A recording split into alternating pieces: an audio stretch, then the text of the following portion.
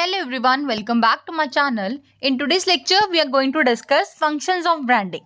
देखो पिछले लेक्चर्स में हमने डिस्कस किया था कि ब्रांडिंग होता क्या है, ब्रांड नेम और ब्रांड मार्क में डिफरेंस क्या है, कब आपका ब्रांड ट्रेडमार्क कहलाया जाएगा, ठीक है, गुड फीचर्स क्या होती हैं या हम बोलते हैं क्वालिटीज़ क्या होती हैं किसी भी गुड ब्रांड नेम के अंदर, ये सब हम डिस्कस कर चुके हैं, राइट। आज के लेक्चर में डिस्कस करने वाले हैं फंक्शंस ऑफ ब्रांडिंग क्या है।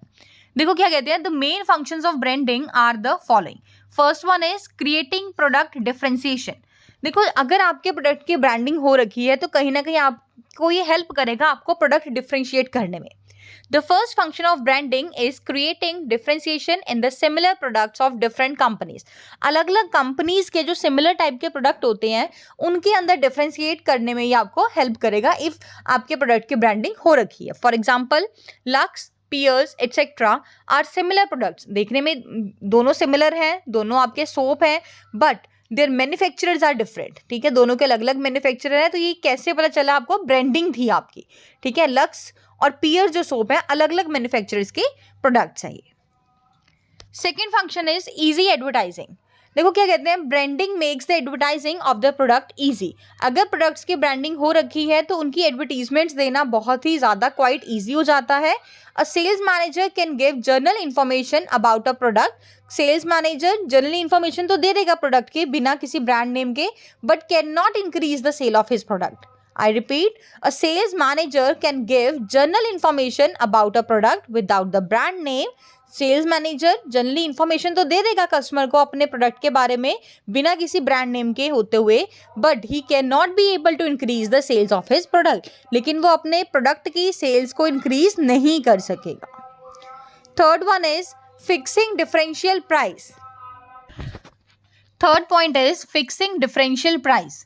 देखो if a product has its brand name, a company can fix its price different from that of other companies. अगर किसी प्रोडक्ट का ब्रांड नेम है तो वो कंपनी, पर्टिकुलर कंपनी उस प्रोडक्ट के फिक्स कर सकती है price different from that of the other companies. अगर कोई ए कंपनी है जिसका प्रोडक्ट ब्रांडेड है, सपोज वही प्रोडक्ट बी कंपनी बना रही है और इसका ब्रांडेड नहीं है, तो दोनों के प्राइस में डिफरेंस हो सकता है due to the reason is brand name. If a consumer likes your product once, अगर आपके कंज्यूमर को आपका प्रोडक्ट, आपका ब्रांड एक बार पसंद आ जाता है, he will not hesitate to pay more price for it in future. तो वो बिल्कुल भी हेसिटेट नहीं करता फ्यूचर में उसी प्रोडक्ट के ज़्यादा प्राइजेस को पे करने में। Clear? I repeat, if a product has its brand name, a company can fix its price different from that of other companies. If a consumer likes your brand once, he will not hesitate to pay more price for it in the future. Next one is introducing new products. देखो next function क्या है branding का कि आपको help करता है आपको new products को इंट्रोड्यूस करने में। क्या कहते हैं, देखो brand name helps the company in introducing it's new product in the market. If the brand name of the company becomes famous or popular, the company can launch some other products of it in the market quite easily. अगर आपका कोई भी एक product किसी particular brand का famous हो जाता है, ठीक है, तो मतलब आपका ब्रांड अगर फेमस हो जाता है तो आप उस ब्रांड के नेम से कोई और सिमिलर प्रोडक्ट्स भी लॉन्च कर सकते हो, इंट्रोड्यूस कर सकते हो। लाइक अगर हम बात करें कोई भी सैमसंग की मोबाइल भी है, फ्रिज भी है, टीवी भी है, तो अगर एक ब्रांड की पॉपुलैरिटी होने के बाद उन्होंने अपनी प्रोडक्ट लाइन चेंज कर ली है तो वो भी आपकी सेल आउट हो जाती हैं। मीन्स वो आप इजीली इंट्रोड्यूस कर सकते हो मार्केट में। If the brand name of the company becomes famous, the company can launch some other products of it in the market quite easily. Next one is creating product identification. The consumers can easily identify branded products or things.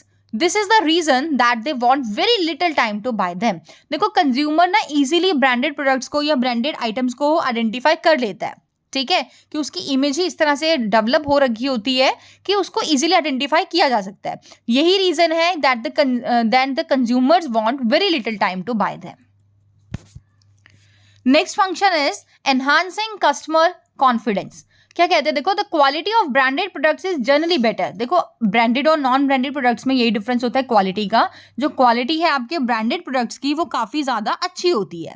This is the reason that branding enhances customers confidence. और यही reason है कि branding enhance करती है आपके customer का confidence. Next one is satisfying status symbol needs. Some brands become so famous that using them becomes a status symbol in the society.